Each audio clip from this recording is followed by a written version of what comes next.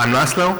As Keith said, I'm from Handelsstanings. Handelsstanings is a cooperative of developers. We have a small of around 10 developers, and we work mostly on client projects. But being a cooperative means that it's a very flat structure, and us partners are responsible for everything from finance to business development, development leadership, etc.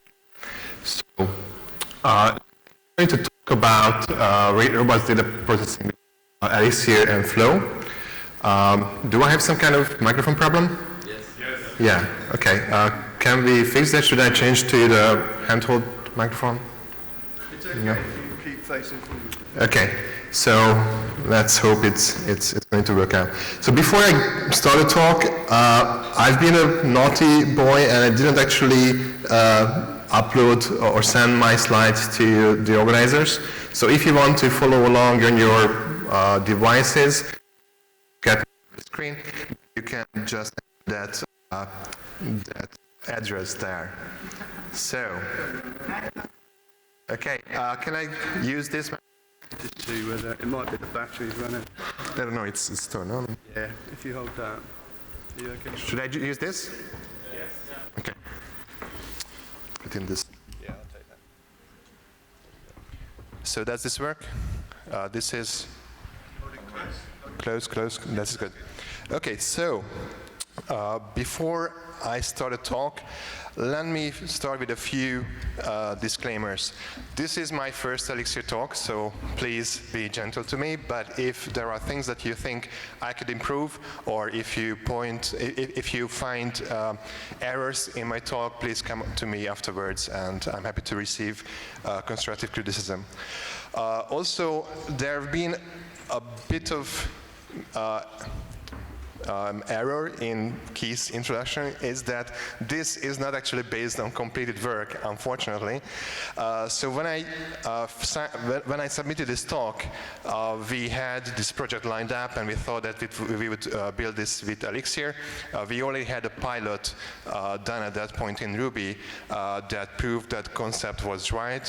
It's a project that the client needed, but for various reasons, the project only started effectively being worked on in January, and even in the last few months we had to spend a lot of time not actually doing Elixir development, but figuring out how to work with Redshift, how to deal with the data, etc.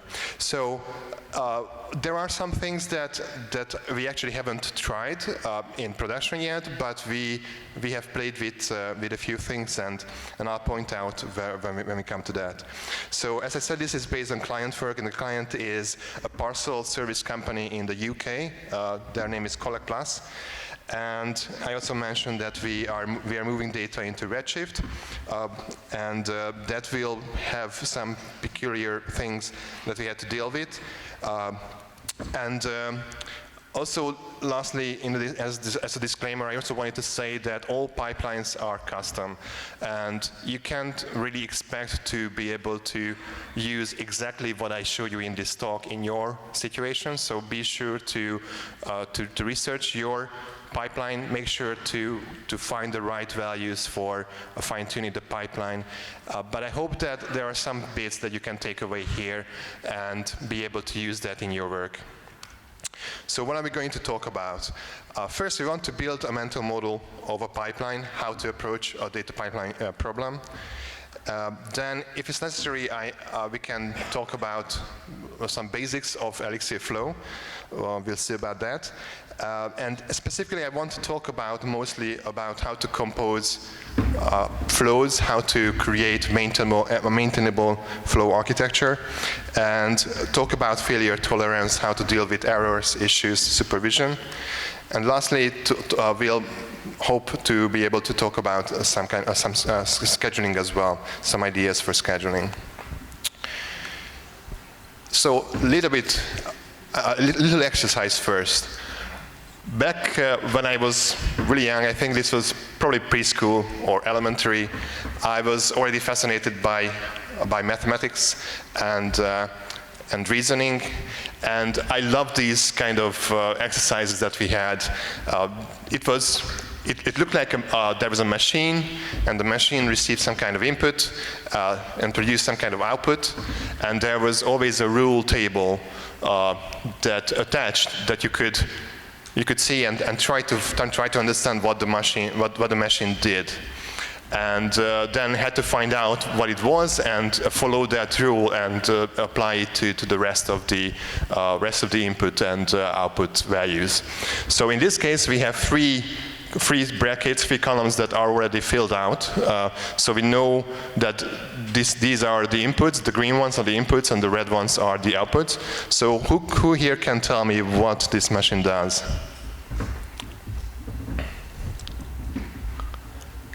Okay.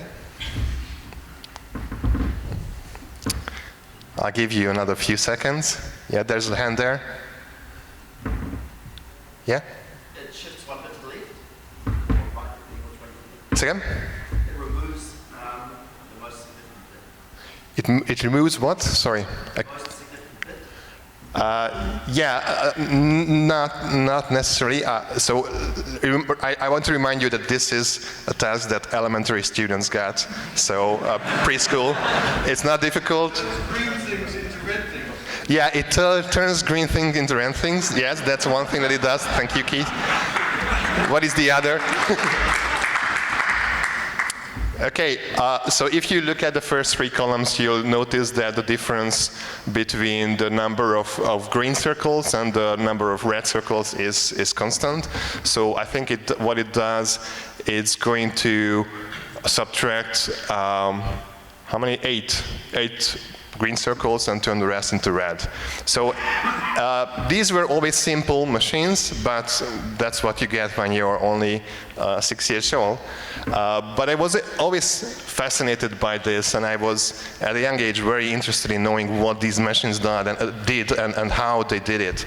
And it's very interesting because even though I remember this now, I never thought about this before starting to use Elixir. So in Elixir, you always work with some kind of data input and want to turn it into some kind of output. And this is, as Keith said, this is something that we are very used to in Elixir, working with pipelines, working with data transformation. So it's the same thing when you're trying to approach a data pipeline, a data transformation pipeline on a very high level. If you want to move data from one place and move it into a data warehouse in our situation, it's the same kind of approach you want to take even at the highest level. So how do we approach a data project? What we eventually want to achieve here, and this is the basic requirement that the client is giving us, is that we have some kind of data somewhere sitting in some kind of places, and then we want to understand things using this data. We want to get some kind of insight out of this.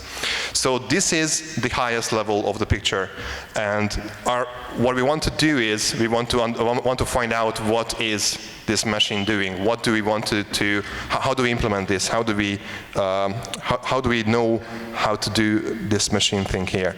So fortunately for us, we can go one level deeper immediately, because we don't have to care about how to do the insight part. What we want to do is get the data into a place where the marketing department, where the business can run the queries that they want to run, some analytical queries. So we can simplify our pipeline into this machine, which takes input from source feeds. These are feeds that look almost like CSV, but they are not. And then we want to do the machine thing and turn this into, or put this into a data warehouse. So again, what does this machine do? We know that we have source feeds, and we know that we want to put this into Redshift, a data warehouse, and we know that the source feeds are not exactly in the format that is easy to import into Redshift, because, as I said, it was not proper CSV, and Redshift has a very, very useful command, a copy command that can take thousands of files at once and load them into Redshift very efficiently. So you want to make use of that. So first, we can turn this problem into 3 steps. First, we want to prepare those feeds. Then we want to import them into Redshift, and then we have to do some kind of processing on that data, some kind of transformations, aggregations, etc. Here, what we see is the regular pipeline, ETL pipeline. Some people call it ETL, some people call it ELT. ELT is usually what people do nowadays with cloud providers. We don't care really about the transformations first. We want to load the raw data into the database and then do the transformations later. And that's what we can as well achieve with Redshift. So let's again go one level deeper. We're only going to look at the step 1, the prepare flow, and this is when we are starting to see things that we can already easily express in Elixir as a pipeline, as a data flow. In step 1, what we want to achieve is we get the source feeds and we want to turn them into proper CSV feeds. How do we do that? This is going to be our first glimpse to Flow. So in Flow, with Elixir Flow, you can express a complex data transformation that runs potentially in parallel in multiple processes, has potentially multiple map and reuse stages, and you can still express it in a very familiar Elixir pipeline way.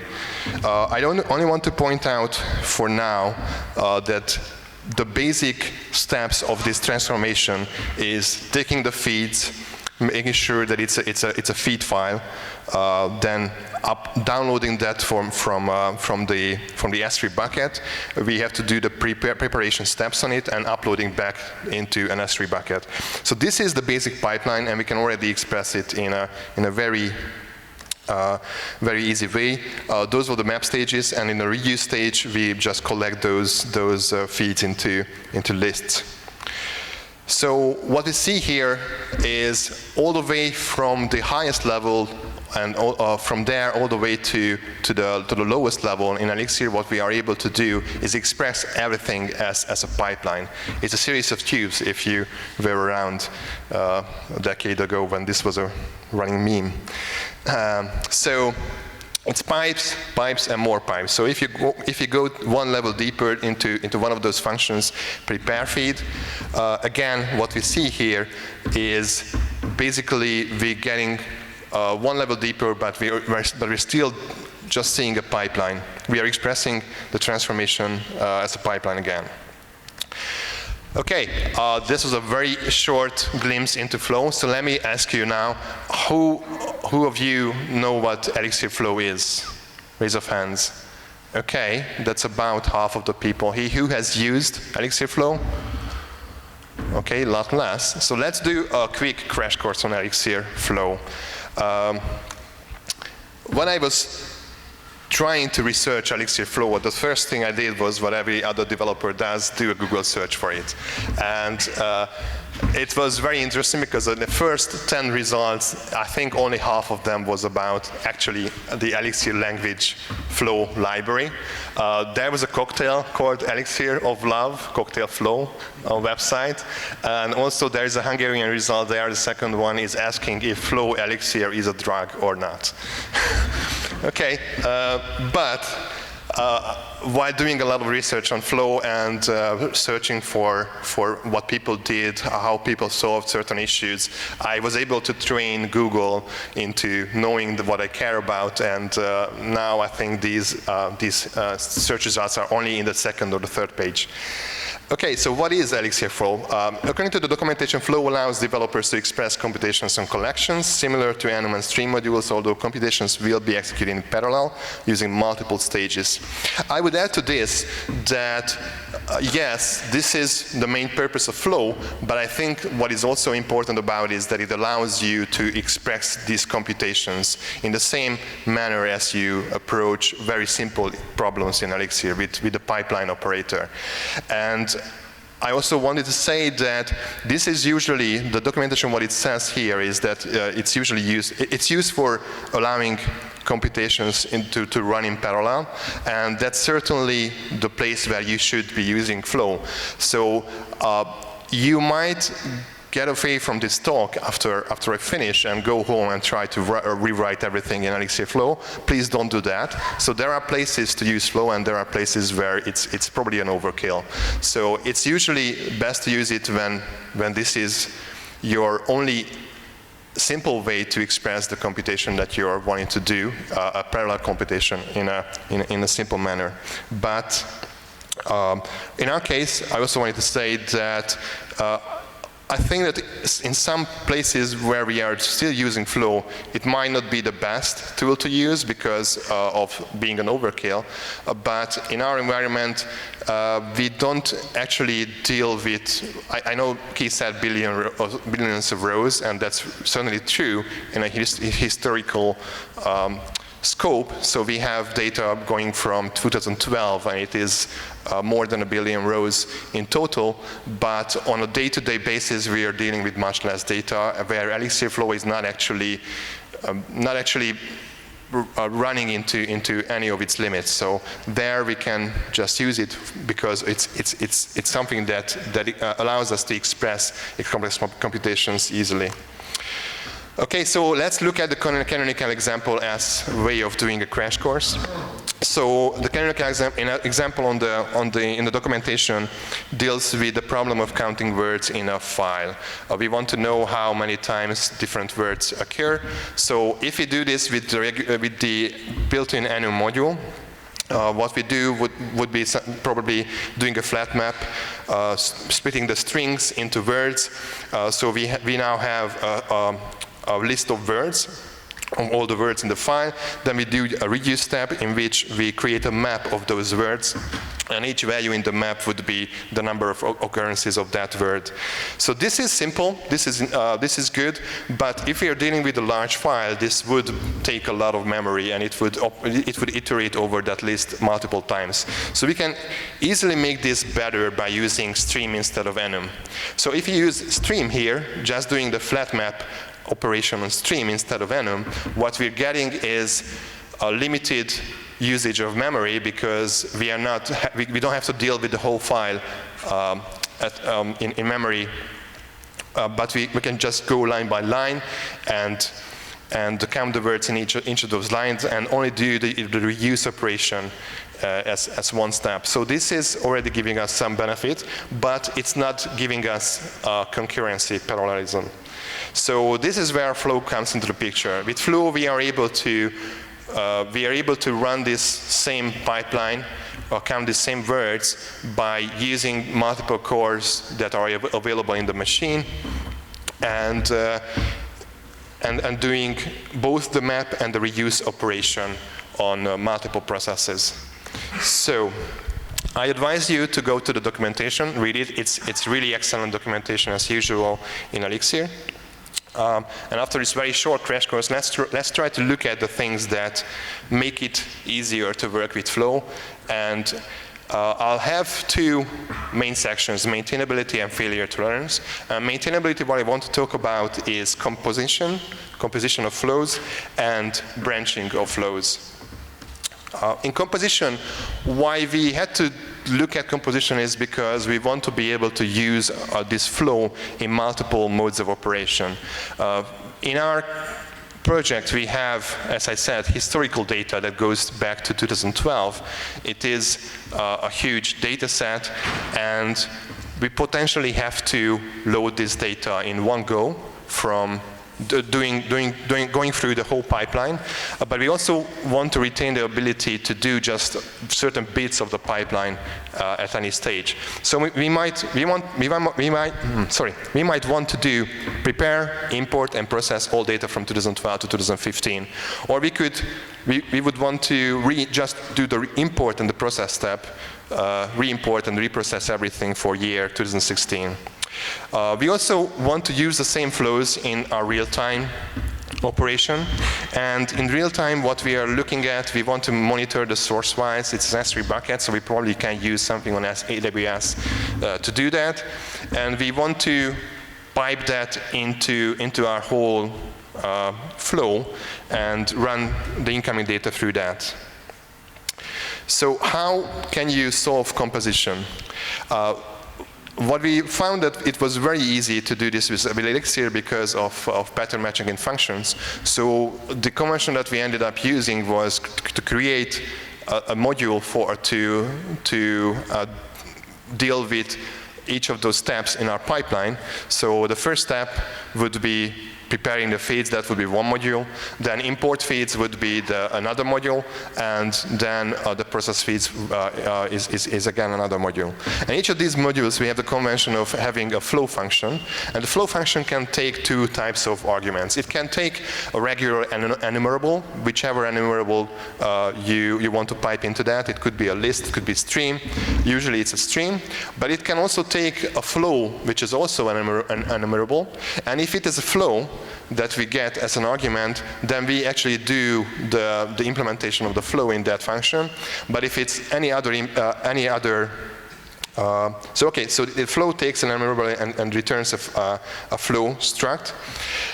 And if it is a flow that we receive, then we actually do the implementation of our flow. But if it is any kind of enumerable, then we first turn that enumerable into a flow structure and pipe that into the other implementation. And now that we have this works. We have a source of feeds. We can pipe it into prepare feeds.flow, pipe its result into import feeds.flow. And remember that the output of prepared feeds is a flow, and that would be the input of the next step in the pipeline. And lastly, we can just call flow run to run this in the process. We can also do this. We can just run the second and the third step in our pipeline. And if we want to, we can also extend this further and accept different, again, a different kind of input. We may decide that we want to handle the input to our flow as a GenStage producer. And if it's that, then we can extend this function to accept a GenStage process ID and use that to prepare our flow for us. Now let's move on to branching. And in branching, what we usually want to achieve is we have some kind of place in the pipeline where we want to make a decision and deal with certain kind of data in one way and other kind of data in a different way. We might have a diagram like this, where branch A only has 2 steps, while branch B has maybe 3 steps it has to do. So for this, there are multiple cases and strategies. I think you probably want to think about your problem and decide which of these, or maybe what other way would make more sense to do. I think the simplest case is if you keep the branches inside the same flow, and I think this works for simple cases, especially if you want to join that data together later on in the flow. But there are situations when you probably want to deal with the data entirely separately, especially if you don't want to rejoin them together, and in that case, this flow into stages might work, and then you can create GenStage consumers that will take the output of your flow and deal with that differently. Let's only look at the first example, because that's what we're actually using in our project, the simple branching example.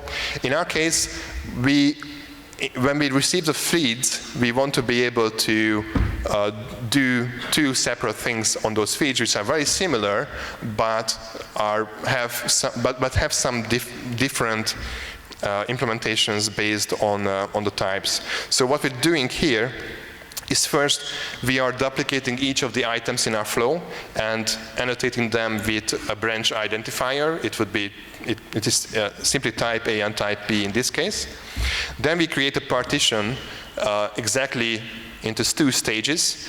We have a max demand of 1 here because we know that this is a bottleneck in our flow, and we want to be able to join all the streams in this part of the flow into a single stage later, because then we hand it over to Redshift for import, and that's the most efficient way, in our case, that Redshift works. So what we do here, we partition and we specify a hash function here to make sure that type A is going to be directed into stage 0, and type B is going to be directed into stage 1.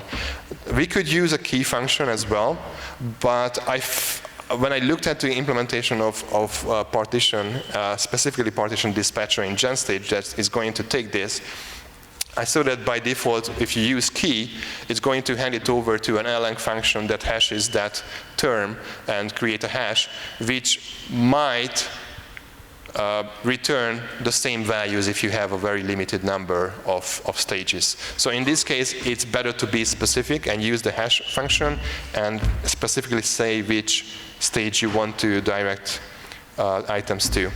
Then we have the map stages, and these map stages actually happen in parallel. So they work in parallel on type A and type B in separate partitions. And later we group them back together to create the output of the flow as the map, as the original items keys. So a simple branching example. Now let's move on to failure tolerance, and let's see how we can deal with issues that might happen in a pipeline. I think there are certain kind of issues that are very easy to handle. Then other types are you probably are going to have a hard time. We had a hard time comprehending. So I think there are 2 sides to failure tolerance. One is error handling. How do you deal with errors? And the other one is supervision, which is usually a very close topic to failure tolerance. Let's deal with supervision first, because that's probably the simplest topic. How do we start a flow in a separate process? That is very easy to do with flow startling. So this is similar to flow run, but instead of running it in the same process, it's going to start a new process and link it to the current one. This is still an unsupervised process, so if you want to add it to a supervision tree, we probably want to do something like this. So we have a start prepare flow function here, which would start our first stage in our pipeline, if you remember. And this creates the input for our flow and turns it into the actual flow with split phase flow. And we want to do something like this as the last step, start flow supervised. So how do we do this? We create, in our case, we created a dynamic supervisor, because what we want to achieve is to have the ability to run one of these flows, maybe run multiple flows at the same time. Other times we probably are not going to be running any flows. This supervisor is responsible for our historical imports, so we're not going to use this for the real-time processing. So in this case, it's usually just at most 2 flows that would run in parallel. So dynamic supervisor fits this purpose very well.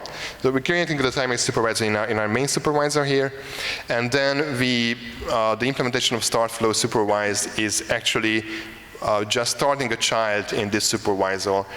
We first need to create a child spec. It's a simple child spec that has a random ID with makeref.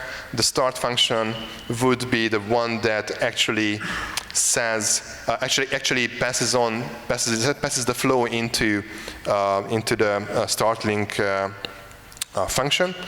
And okay. And if you go back, you might see that we are using a temporary restarting strategy. This is probably what you want if you don't care about care about restarts for this flow. It might be the case if you are looking at a very big job. So for example, if we are trying to import years worth of data and some issue happens close to the end, you probably don't want to rerun everything if it ran already for multiple hours or maybe days. So let's make sure, just make sure that you're using the right restart strategy. Okay. Now let's move on to error handling strategies. Here, I think the simplest one is let it crash, and this is the Erlang mantra. So this might work in simple cases. We also have another strategy called flag and filter. We'll talk about that more, and we can use the previously mentioned branching strategy as well. So let it crash. It works well if you have an idempotent pipeline, which is usually a very good idea anyway if you're working with a data pipeline. You never know, you usually don't know if you only receive an input a single time or multiple times, so it's always good to have an idempotent pipeline. And if it's a pipeline that you can just restart, then maybe let it crash is what works best for you. It's also good if the occasional crash has a very low impact. Flag and filter. This is a bit more interesting. So what you can do in a pipeline, you probably don't want, if it's a complex pipeline, if it's something that is running for a very long time, you probably don't want to let it crash, because that way it means that every work that the pipeline did so far, you might have to repeat again. In that case, flag and filter works good, and what you're doing here is you create special functions, mapping functions, and maybe reduce functions that deal with error handling in itself. So here, each of these functions, get feed, prepare feed, upload feeds, would accept two kinds of arguments. It would be either a tuple, OK tuple with a value, or an error tuple with an error reason. And the implementation is very simple here. If it's an OK tuple, then you are just doing the work that you're supposed to be doing. If it's an error tuple, you're just passing it on to the rest of the pipeline. Then, at certain stages in the pipeline, you insert filter steps where you log, if you want to, every error that you received so far, and then filter them out. And the implementation, again, is very simple. If it's an OK tuple, then you're just returning true, saying that this is something that you want to keep. If it's an error tuple, then you log the error and return false to reject those errors from that point on into the top pipeline. The benefits of this is that it has minimal impact on the pipeline structure, so it's almost the same as we saw before. Having failure handling checkpoints in the pipeline makes it actually easier to comprehend what's going on and how we deal with errors. And it's also recommended to put the checkpoint just before the reduce steps, because that way, in the reduce, you are dealing with clean data. You don't have to deal with how to collect the error tuples, unless that's something that you want to do and you're actually interested in knowing how many of these errors were there. And the third strategy that I mentioned was branching the errors. Now this is a more complex approach, and I wouldn't really advise you to do this unless you have a very good reason for it, because this is where you are starting to lose the expressiveness of the flow. So in this case, what you are doing is using the same strategy as mentioned in branching. You are branching on the OK and error atoms in this tuple, and I think this is only advised if the situation calls for it, and if the number of errors that you're seeing is comparable to the number of success values that you're having, because that's when the partitioning that we use in branching works the best. Lastly, let's talk about scheduling. In scheduling, we can already do some kind of scheduling, very simple scheduling, by using those functions that we created that compose our flows. So we can have a mixed task or a production task that runs one of those flows manually if we call it on an API or or some other way. But for real-time processing, we probably need something more robust. And in this case, we are looking to use RabbitMQ here. I say we are looking to because this is the part of the project that we haven't actually started yet.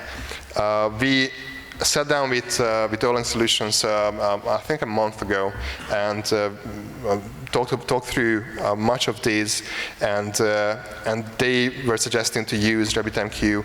And the idea here is that each stage that you want to represent as a single step, you can create an application for that which contains that flow for that stage. And in that application, you have a consumer, which would be a RabbitMQ consumer. And that consumer could be actually a GenStage producer for your flow. So it consumes items in the queue, in this case, that's the feeds queue, and gets the names of the files from that queue in the consumer and passes that on into the flow via a GenStage producer. And the output of the flow would again be a GenStage consumer, which in turn is a producer into the next queue, which would be the input queue for the next step. This might be a bit much to take into at once, but the idea is very simple. We are using RabbitMQ producers, RabbitMQ consumers as producers into the flow, and using GenStage consumers as the last step of the flow, which is again a producer into the next queue. So this is still to be developed, and we haven't actually started on this yet. It's still in the drawing board, and just the other day I found a package, a library that might actually do exactly what we want to do. And this is called Webbit. It's on GitHub, and I think what it does, if I see it clearly, is that it is a GenStage producer that consumes RabbitMQ queue. We still have to try it, as I said. So in summary, we've seen that Elixir Flow is more than just parallel processing. It allows you to be able to express your computations very similar way than you're used to in your other Elixir code.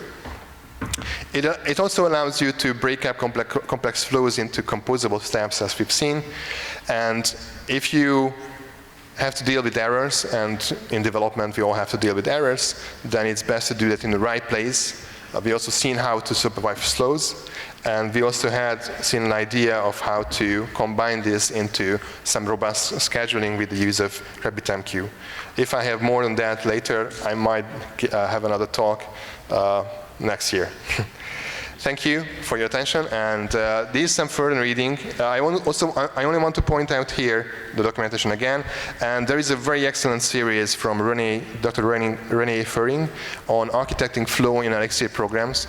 Now here, in this case, flow doesn't exactly mean the library flow. It means flow, the flow of the program, flow of the data in general, and he has, I think, 3 or 4 articles in this series, which is a very good series, and actually one of them about the token approach might apply great even for Elixir Flow, the library flows. And you can also find these slides on the link that I gave you at the beginning. Thank you.